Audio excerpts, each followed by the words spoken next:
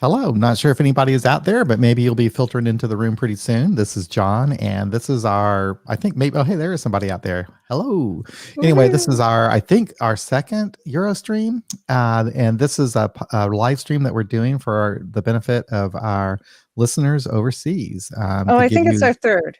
it's our third. It's our third Yeah, because we Eurostream. Okay. did like Steve, right? Oh, you're right. You're And right. Steve was then, the first. yeah, the next one we were kind of like, yeah, anyway. So hopefully this is at a good time for people on the other side of the pond to participate in the live stream. And we thought that it might be fun to do another Q&A episode. Those are always a lot of fun. And we do have a phone number. In fact, I'm going to have to call into it, which is going to be a little awkward because you're going to hear me signing into it. But anyway, we have a behind the scenes look. You said you were going to be doing one of those, so early start.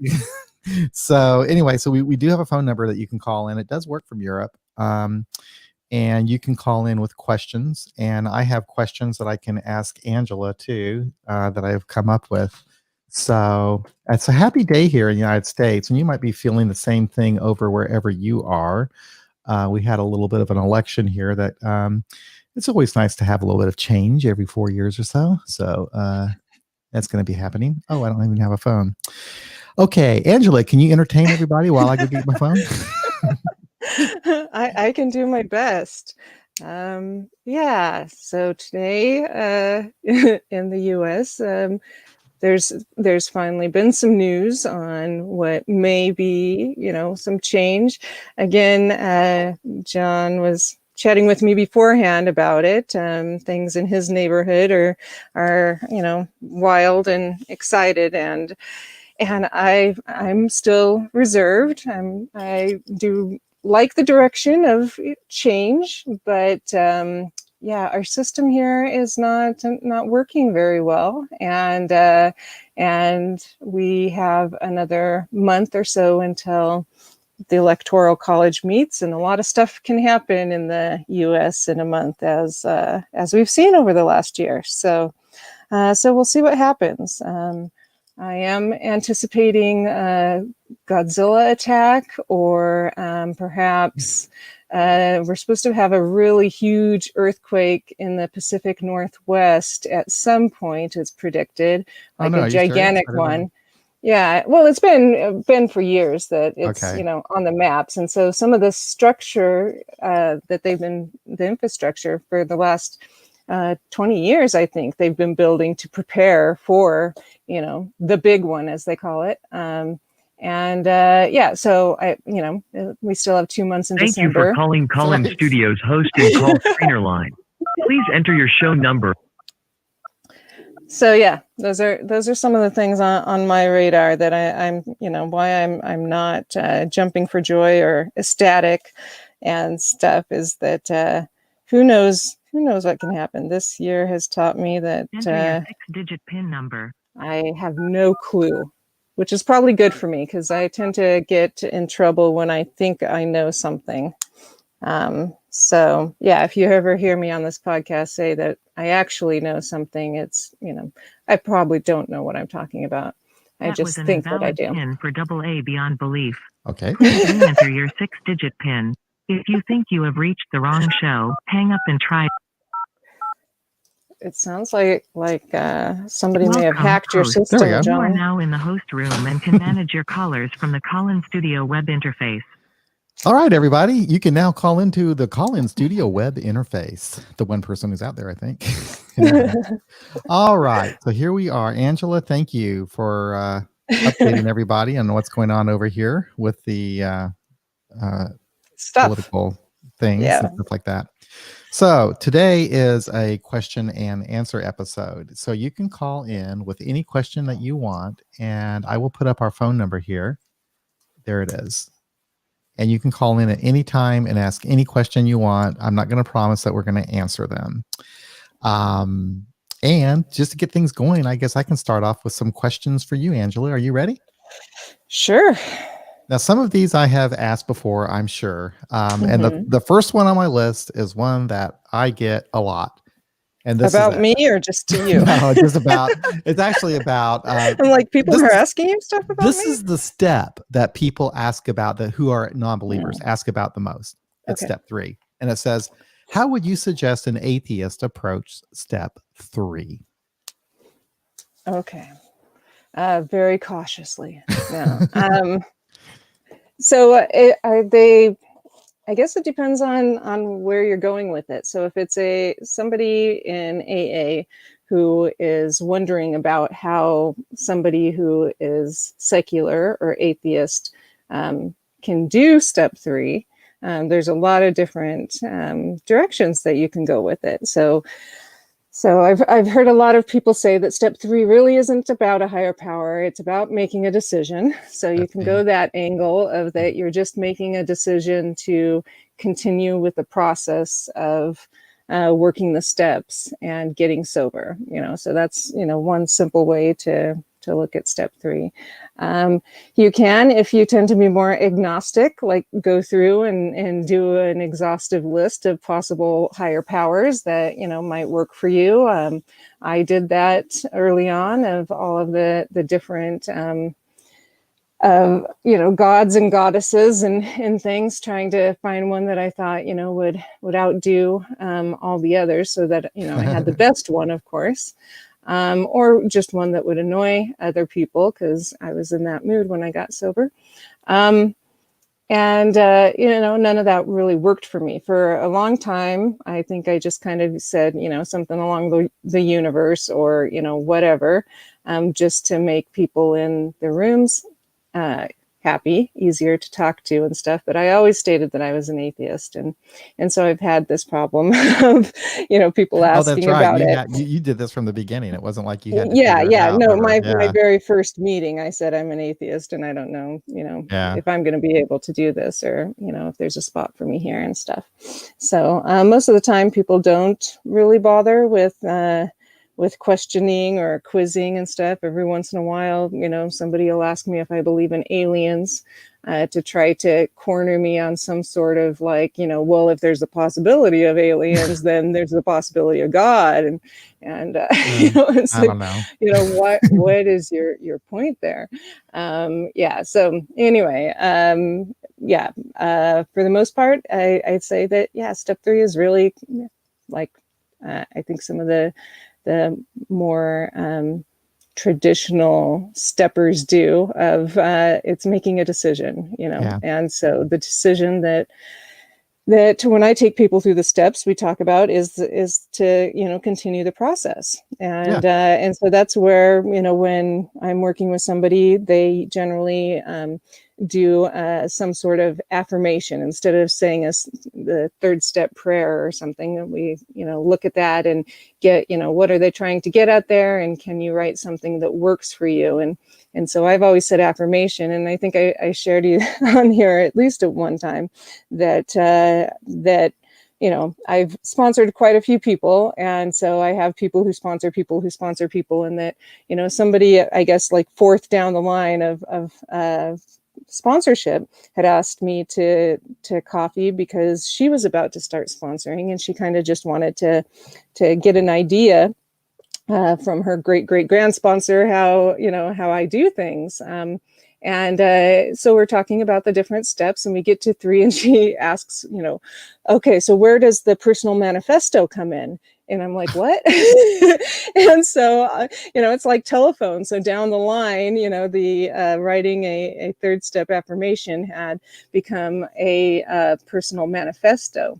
A sobriety manifesto, and so that's how this group went through, and so they write a statement basically of why they want to continue being sober, and something that when they hit tough times, or when they're having trouble figuring out or remembering why they're even doing this, they can go back to this statement, this manifesto, which is what their intent is with getting sober. And so that's some of the 3rd step stuff that I work with, and how it's evolved outside of me, and why I don't take a whole lot of the AA mandates or dogma or whatever too seriously, because while there is a book that was written, the people who wrote the book, their ideas and understanding changed over the years,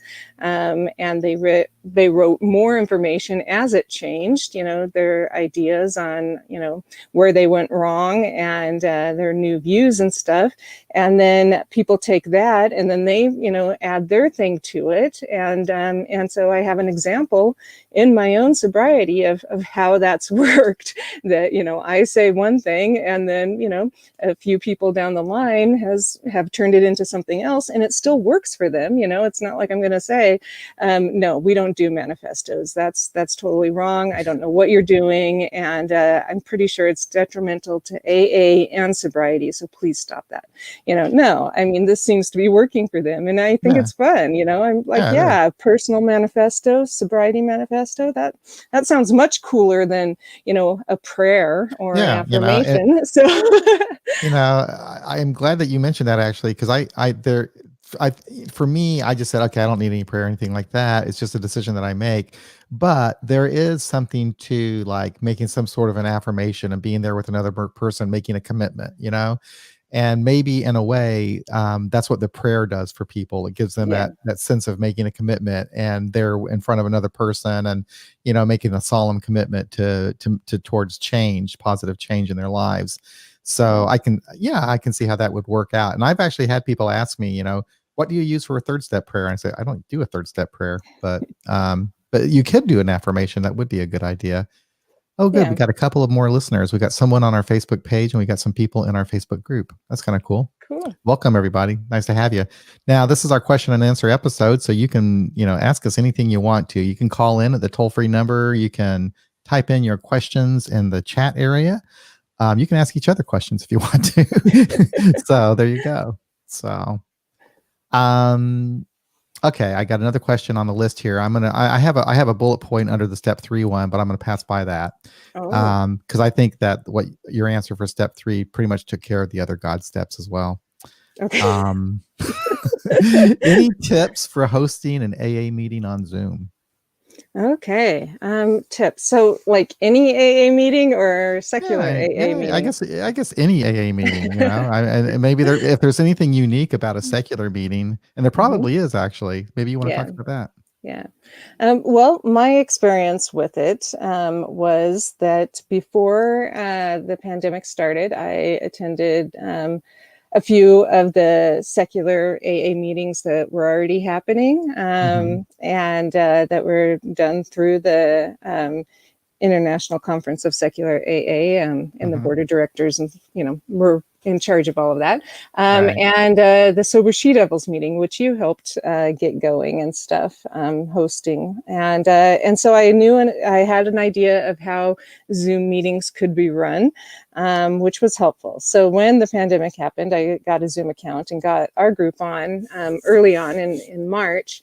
And some of the things that I think are important, or the things that I went through and did, was looked at security. And I went through and I did things. I made sure that only the host and the co-hosts had screen sharing capabilities. And that is so that, when somebody logs in, usually if somebody's, wanting to Zoom bomb, then that's one of the things they like to do, is take over the screen and show, porn and whatever else. And I mean, sure, if you're looking for free porn, that might be, a detriment, but, in general, that's not what people are there to do. So take that away. And so it makes it less attractive if they pop in.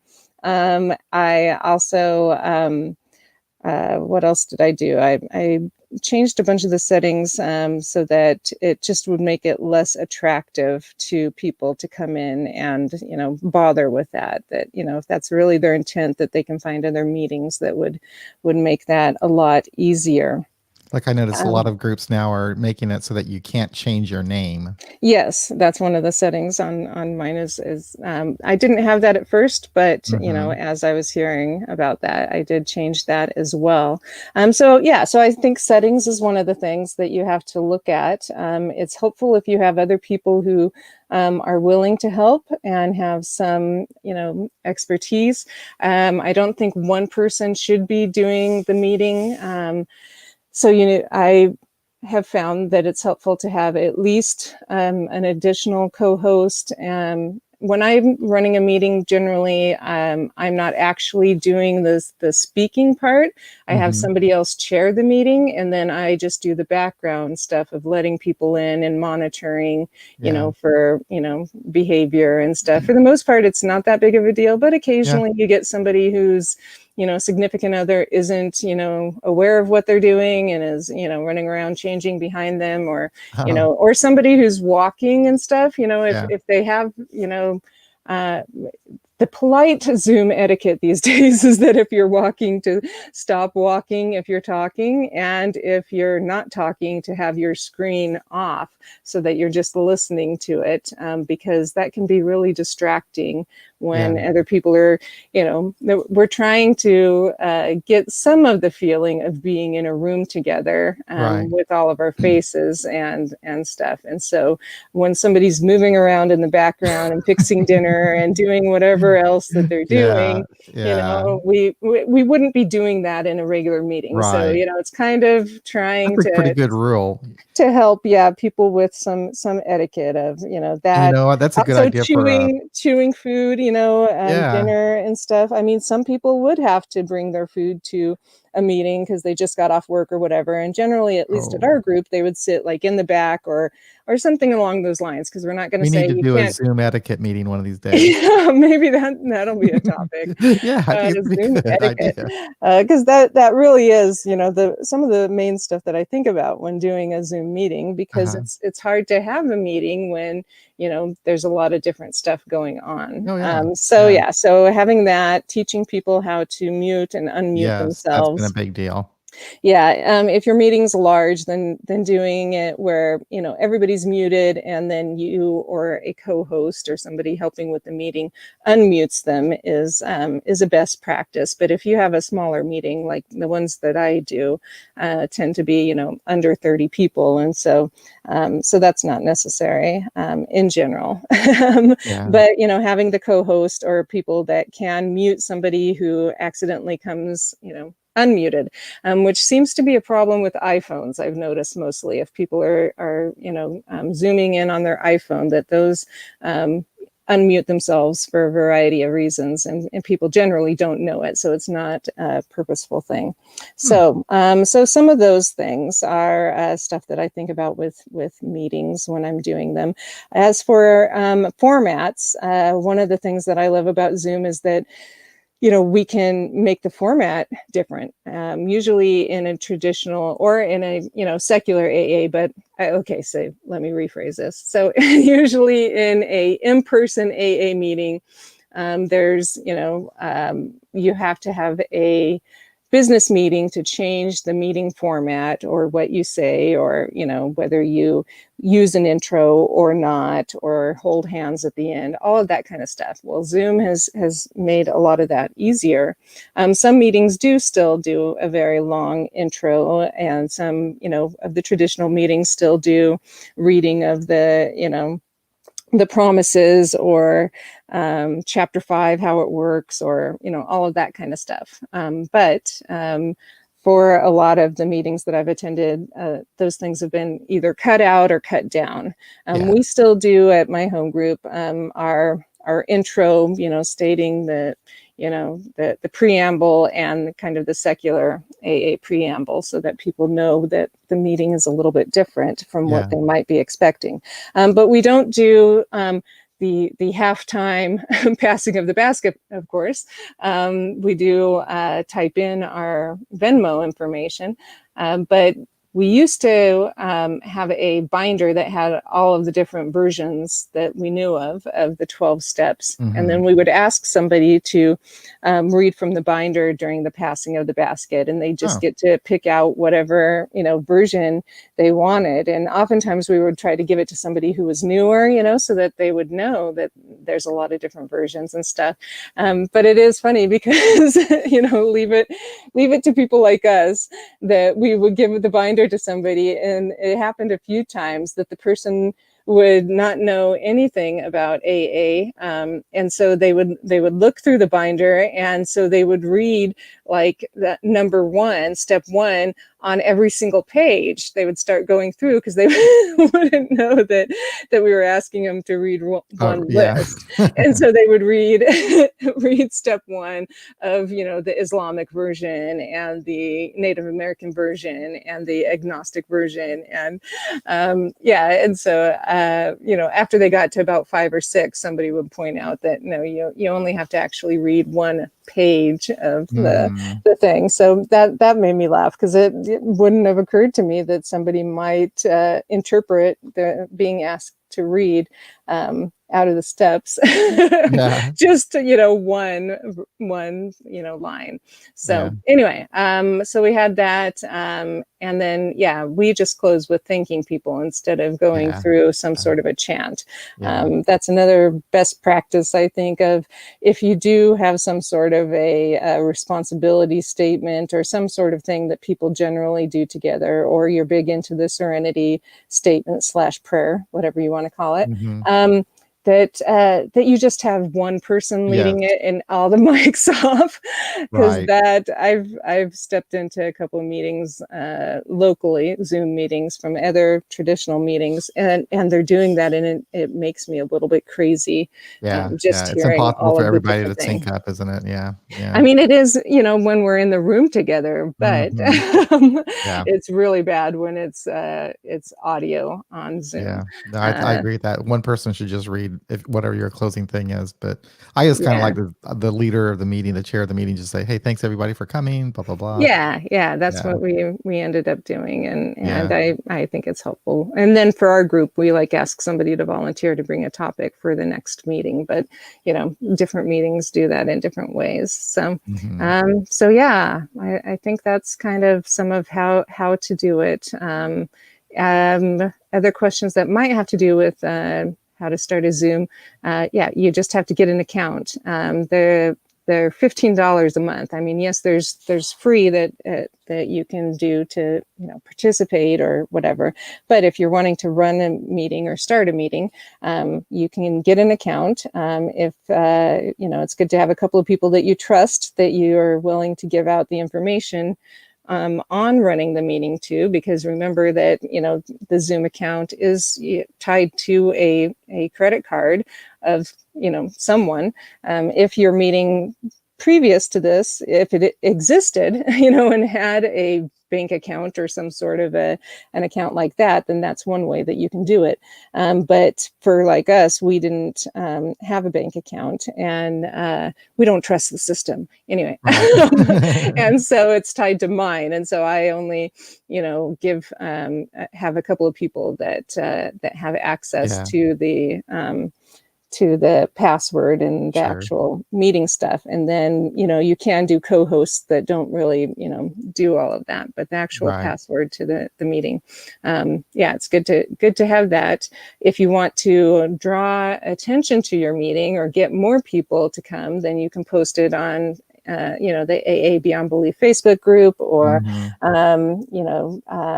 contact John or anything like that, and that will bring attention and let people know that meeting that Facebook exists. group is really an amazing resource for meeting information. And there's also so they created a Google sheet, a Google spreadsheet that Mikey from Oh My God updates, and that's probably the best list that I know of. That, and then there's the one that Chris M keeps, who's a member of our Facebook group in AA Beyond Belief. Those are really two of the best lists out there. And I tell you, it's not easy keeping up a list. I tried to do one for the secular AA website. And, groups change their times, they change their passwords, more Mhm. groups want to be added. It's a lot of work to keep up a list. And Yeah. so I'm going to get out of the list keeping business. I'm just going to link to other people's lists. Right. Yeah, because there's some good ones out there, and there's people doing hard work to keep them up. Yeah, definitely. So Yeah. Thanks, Mikey and yeah, Chris. thank And you, Mikey, very much yeah. for your hard work. And he would go to all these meetings too, just to test them out to make sure that they all work. Right. Yeah. Have you been to very many of the meetings outside of your own group, Angela? Yeah, I've actually been to quite a few. I Mhm. don't do a lot of them regularly, so I wouldn't say Yeah, that, I don't either. I yeah, I just don't. And but yeah, I've been to a couple of meetings in the Toronto area and Kingston, Ontario, Yeah. and a couple of the California like let's see, one in, I think it's like Santa Clara area, San Jose type. Then, the Mikey's meeting. Mhm.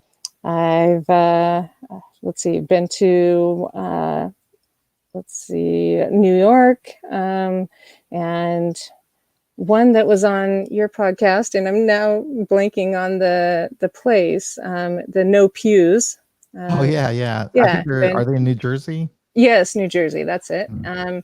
Been to New Jersey, and let's see, a couple of the Australian ones. And yeah, I think that's kind of the ones that come to mind. So yeah, I've shopped around, and there've been times when I'm like, hey, I'll give this meeting a shot, or somebody I know has asked me to attend a meeting, or something along those lines. So quite a You few, said and Australia, and you reminded me of something. I'll make a little announcement here for those of you that are listening. Okay, so there's an Australian AA conference that's going on, and I don't know, I can't do the time thing, but mhm. Central Time, it's like at 6 o'clock PM Central Time. So you'll have to figure out what time that is in Australia, and it's going to be like in the Sydney area of Australia. So that will help you with that time.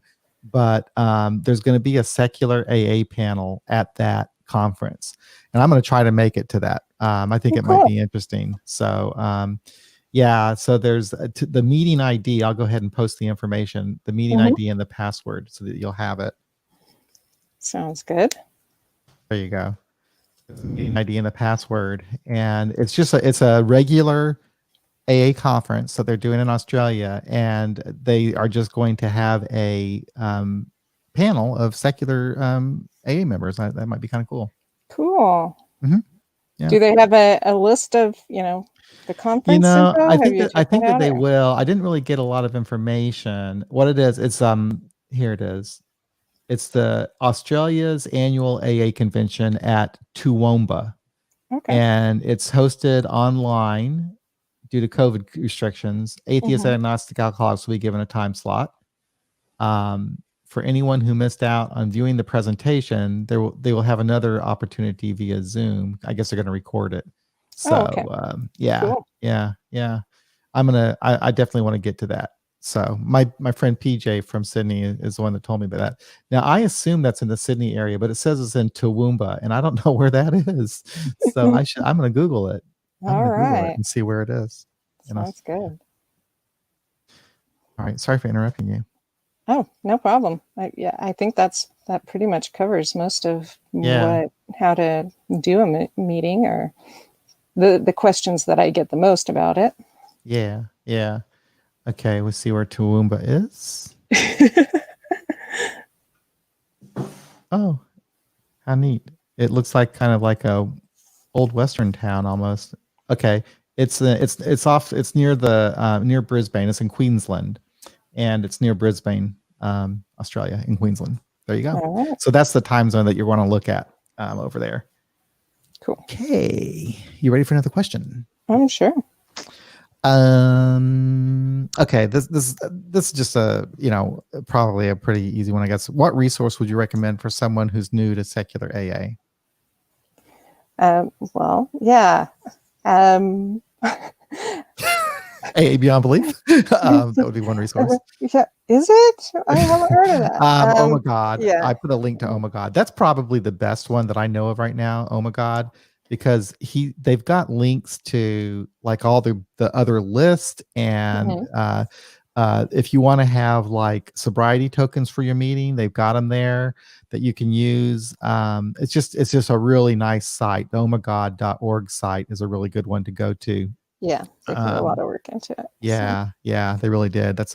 I would recommend that one. AA Agnostica, of course, if you like to read articles and Yeah, and they maybe give it there's a pretty good history on secular and atheists yeah, and AA. So if it's that you're like, do we really exist and how yeah, long and things like that, that's a good one. yeah. There's a Also, really good history there he of keeps a secular. um, good information on what's going on within, as we deem it, traditional AA, Right. and how the organization as a whole is evolving or not evolving. And there's, things on there for calls to action of, who you can email if you would like them to know your opinion on, possible decisions and things that will be going on in the future. So those are good resources. Rebellion Dogs. Rebellion Dogs Radio. Radio is good. They have information on there as well. All of the sites mentioned have, I think, a section for reading materials and books that you can check out, and there's a lot of them. A lot more than most people would think. So I'd recommend those. And then, of course, the Facebook group. And one of the things about going to the Facebook group is that you can also see how many of the people who have written material and books are participating in that. And I think that's pretty important to me, that, that continues on. So like, Dale and Josie and, people who've written material and are still being part of the community. So they're evolving, and they're continuing to grow and respond to, impact, Bob. And so that's another place that I would be looking for it. And also, because one of the things in meetings that I picked up is that there were a lot of people who could talk the talk, and some people can sound somewhat intelligent and sober and have some wisdom for 3 to 5 minutes once a week or something, and so it's important to me that if I'm buying books or materials and stuff, that I'm giving money to people that are doing continued work, or who have investment in the community as well, and not just profiting from it. I'm not saying that there are specific people doing that, but it is something that's important to me as far as our secular community, and reading materials and learning more about AA and secular AA and where we belong and stuff. I also put a link in there. Another resource is aa.org, and probably the best resource there, in my opinion, is the meeting guide app that you can download and install on your phone. Yeah. Because with that, you can find a meeting anywhere in the world. Right. It'll tell you, it'll just like your phone, it'll tell you where you are, and you can find a meeting, and it has a filter for secular.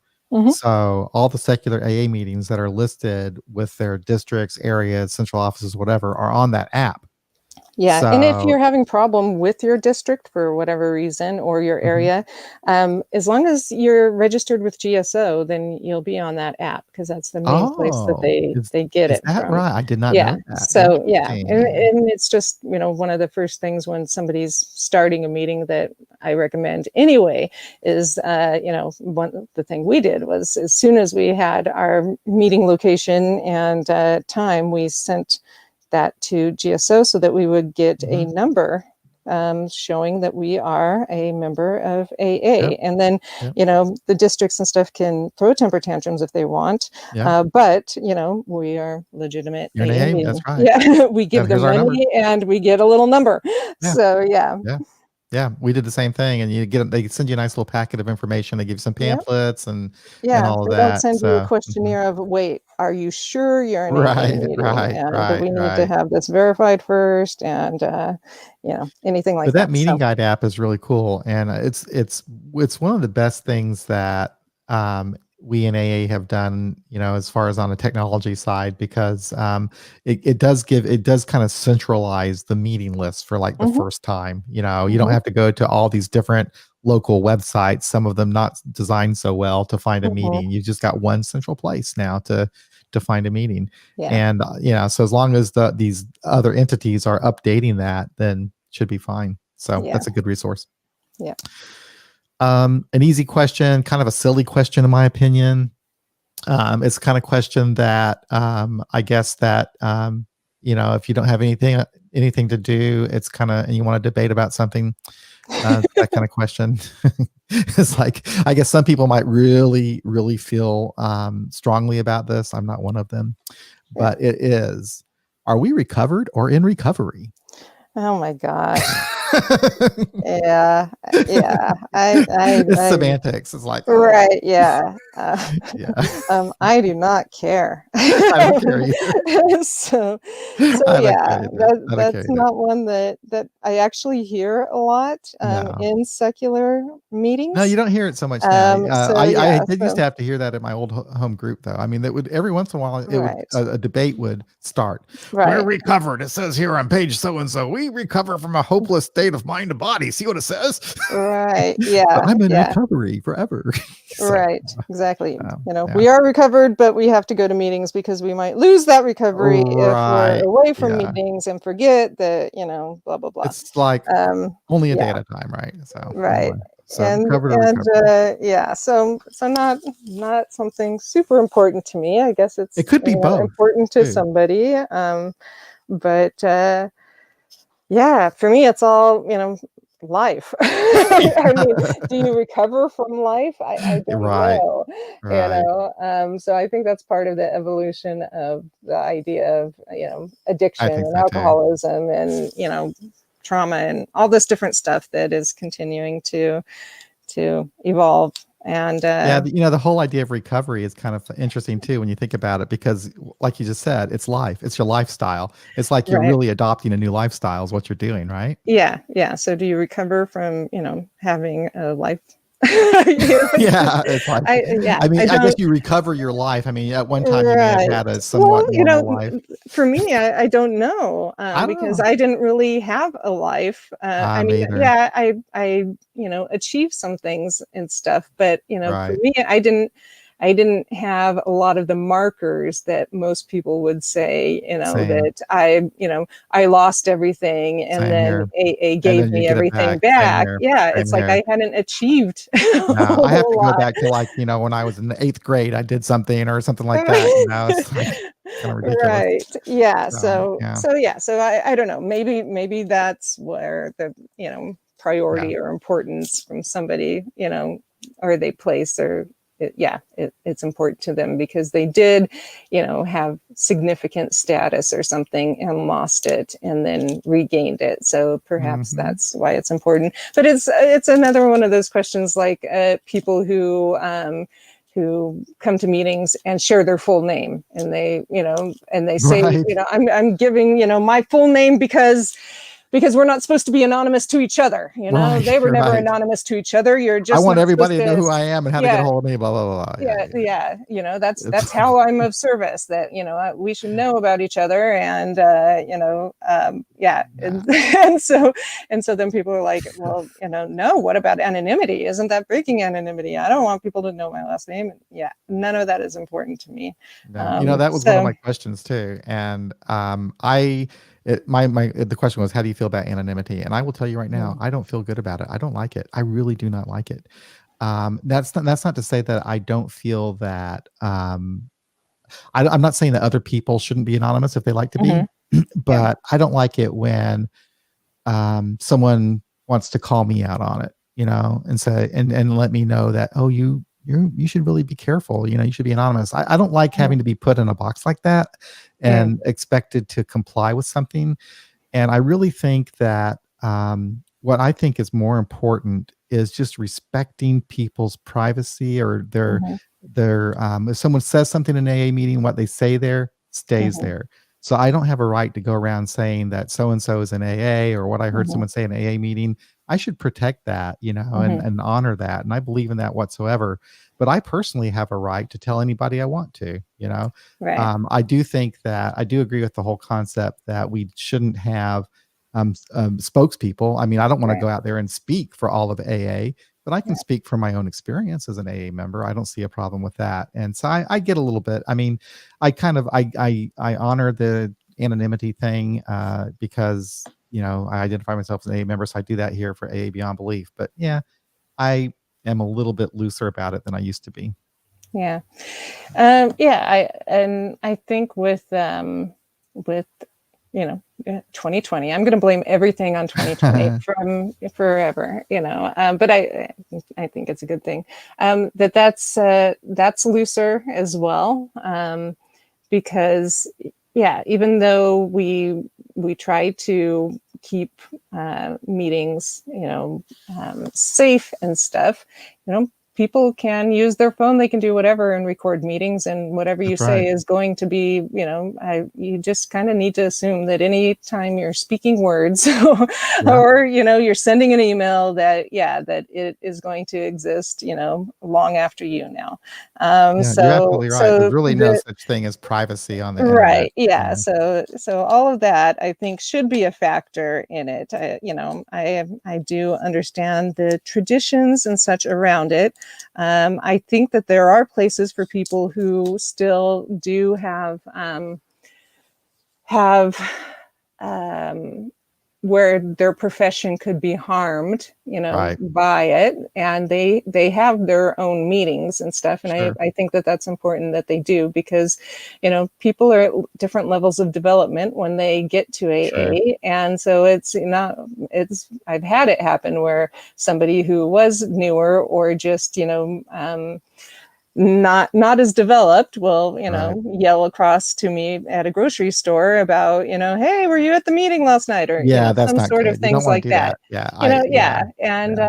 and Respect other people's, yeah, if you anonymity. can, but be aware that that might happen, and and if Yeah, that is something that terrifies you, then there are other ways that you can get help for your drinking problem or whatever problem. Most of us who've been through AA have that as our base, and so we think that it's going to meetings and helping each other and working steps and developing a sober community, and that you get all of that in AA, but you can get some of that in other places as well, or it may not be that you need all of that. You may just need the basic information on what the deal is with you, and then you're able to go off and do something else and not do mm, that anymore.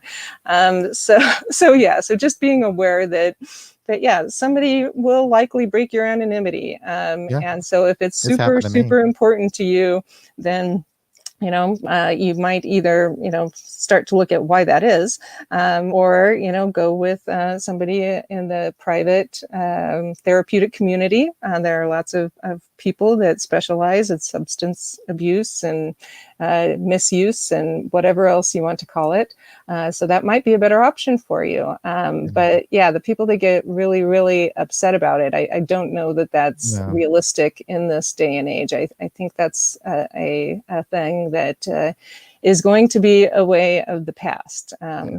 I agree. because yeah, Confidentiality as much as possible, I think, is what's more yeah, important than it's yeah, just you try not to do it on purpose, just like right. you wouldn't if you had knowledge that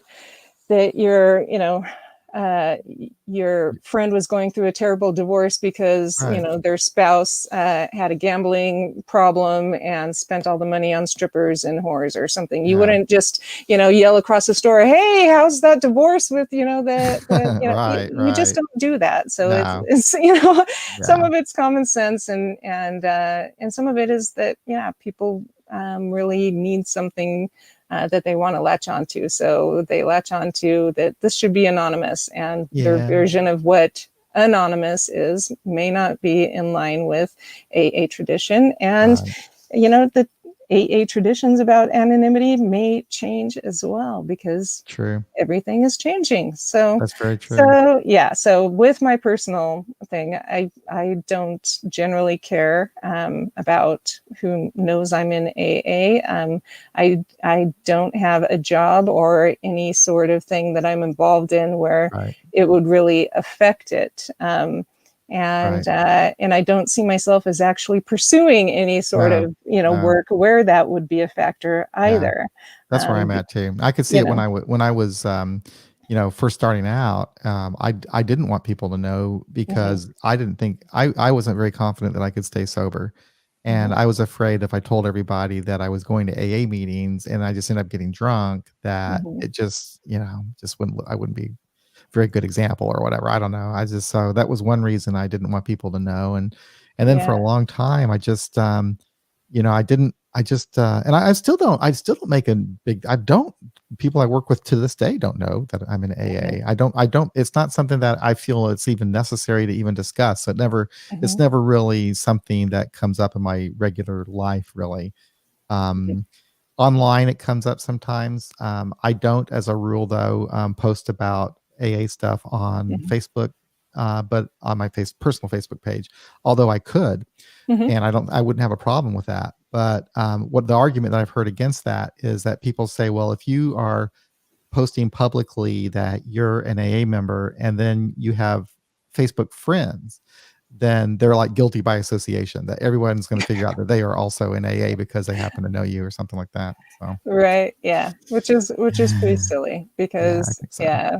I mean, when I was my partner and I got together and started hosting events for birthdays, things like that, I would have to sometimes put on the invitations, a reminder that I belong to multiple secret societies and or anonymous Right. organizations. So it's best if you want to make conversation to ask somebody about what they like to do for fun, or what area of town they live in, or something like that, rather than, so how do you know Angela? Because it's Right. going to make it Right. awkward for everyone. Yeah. So, Yeah. or I I have try had that to, happen before where someone say, "Oh, how you know him?" I say, I don't know. I don't know how I know him." yeah, yeah. Usually I just say mutual friends. And Yeah, yeah, for yeah. the We've most known each other part, a long time. people, don't ask, well, which mutual friends anymore, Oh, because yeah. everybody has so many, Facebook friends that Right. that they wouldn't be able to necessarily answer, who Well, knows it's who funny, it or actually how or happened with my why. boss. Someone I know, from meetings posted something on Facebook, and I made a comment, and I didn't know that she was friends with that person, and she said, "How do you know that person?" And I just had to come up with some kind of a weird, "I don't know, I just known him for" it's like Yeah, yeah. yeah, so, No, I usually pick like an old timer or somebody that, and say, oh, I know him through Wally. It's like, well, how do you know through Wally? Well, I met Wally through, anyway. And yeah, and Yeah, it gets to be a boring um, conversation pretty quickly. So those are some of the things that I do, yeah, when asked. But in general, it's, yeah, I talk about being in recovery on my Facebook mhm. page, just because it's part of who I am. Again, I Yeah, don't yeah, and consider I it think it's as a great, I think it's separate part good. of my life. Yeah, It's actually yeah, a big part of my life. It's it not the is. only thing I am, but pretty I much know, and everything I that's how do, I feel too. it's It's like, integrated. yeah, You know? yeah, that's how Yeah. I feel. It's like, when I was drinking, I always had this sense, well, the Dr. Jekyll and Mr. Hyde, I Mhm. always had this double identity, you know? Yeah. And, the one thing I like about being sober is I'm one person. I'm one Mhm. person at work, I'm one person, for the most part, at home, whatever, Mhm. Yeah. I don't have to pretend, or hide anything, Mhm. but when it comes to the whole AA thing, I do I don't know, if someone finds out, then I'm okay with it, but yeah, it might have been devastating to me early on, so I certainly respect the confidentiality of others and others wishing to be anonymous, but Right. Yeah. I don't out people, no, but just as no. I don't out the friends and people who share other confidential things with Right, me right. about I don't their tell life. someone who I'm in therapy with or whatever, Right. Yeah. Yeah, yeah. Yeah. So So, what other, this is, I don't know about this, how, if this will be a good question or not, but just, I was just coming up with questions. Do we really need GSO and AA World Services? Yeah, that one is another one that I think it depends on who you are and how long you've been in AA and Yeah. all of that as to the importance of it, because there are people that, this wouldn't exist if they Right. didn't believe that and that it was necessary. Yeah, and I think that the organization as a whole would probably go away, or at least You think so? devolve without them. I think they Yeah. are an institution, but I also think that a lot of institutions either need to change or, evolve or do something different. So, yeah, I think that things will need to change, but I don't know that they need to go Yeah. away. I think if they went away, then yes, AA as it has existed or been known would go away, or would devolve You're and probably become right. something different. I think So, that they were real super important in the very beginning when mhm, you had that post office box in New York City, and all these people from yeah, all over the place would write about, to learn about AA or where they could find an AA meeting. And you had the general service office that would help these people out, hmm, or people were starting groups, when AA was growing, and they would hmm, write the general service office to get their experience that other groups have had. So there was a lot of good benefit that was coming from that. hmm, So yeah, and I was involved in general service work for a while, and I learned it's not really my cup of tea. It's not something that I'm good at or that I enjoy or anything like that. But yeah, I do admire the people who dedicate their time to doing that kind of work. hmm, So I don't know. I guess I would answer that. I think I agree with you. I think that what would happen is that you would still have meetings out there, hmm. but there would probably be less of a network. Right. Yeah. And, less guides and stuff. Yeah. But yeah, I don't necessarily know, whether that's good or bad, or Yeah. neither. It's kind of like with the secular AA. Um, Centralization. It was Yeah. helpful to have it so that people could find Yeah. resources and Yeah. such. But that's really hard to maintain and to create a Yeah. structure like AA. It took them a while and a lot of buy-in. And, these days there's so many different options that Yeah. the buy-in of people isn't, is easy to get. And now Um, that secular AA meetings are so well integrated into the rest of AA, it's mhm. probably less important to have Yeah. some sort of a organization specifically for secular AA members when your own central office or intergroup or district or whatever Mhm. will list your meetings, and you have the meeting app that has secular meetings designated on there. Oh, someone's talking. Ooh. Someone, David, there's a particular member in our community who's deemed a bully, I think because of his aggressive passive style and use of the word we. That's interesting. The Mhm. use of the word we can sometimes that can be used in a bad way, can it? He Mhm. crosstalks regularly. Any thoughts on dealing with this, Yeah. Angela? Well, I would say that, one, does your meeting specify no cross talking? Yeah. Because that's one thing that seems to be depending on where you grew up in AA. Some of them assume that there's no cross talking when that's not actually any sort of mandate. It's just something that has kind of yeah, just come about. And some meetings specify, no crosstalk. And so that's one of the things I would look at is, does the meeting format actually specify at some point whether there is or is not, I mean, they generally don't say we crosstalk, but a Mhm. lot of them don't mention crosstalk. And so we bring the idea of crosstalk or no crosstalk from other meetings and assume that it's the same for all meetings. And it might not be. There are some meetings where that's pretty pretty much what they do is crosstalk. And so yeah, so I look at that. The we is is yeah. I guess it would depend on what he was saying with the we, you know, and what the other group members, how they respond to it. If it's an organized group that has a business meeting, then I would probably talk about something in there around crosstalk and deciding if you're going to have it or not. And if you do not want crosstalk, how you're going to relay that in the meeting format so that people know what crosstalk is, because a lot of people don't know what it is, even if they've been around for a long time. Right. And so there's one meeting that I was still going to and that I helped with get online, and it's a traditional like newcomer women's meeting, and they say no crosstalk, but you know they've been in existence for a long time, not online but just in person, and but they don't associate things like when they go around the room and introduce themselves and say their sobriety birth date, and then they do birthdays, like, you know, who's, you know, celebrating a sobriety anniversary, and then somebody will say, you know, what their thing is and do a little share, and then they'll start the meeting and the topic, and then when people start sharing, they start their share with congratulating the person and saying something about, you know, what they like about their recovery or whatever, Right. which is crosstalk. Right. You know, and so yeah, so they're trying to be a newcomer meeting, trying to get some ideas to people who are new on how meetings should go, but not recognizing at all that that's a lot of crosstalk.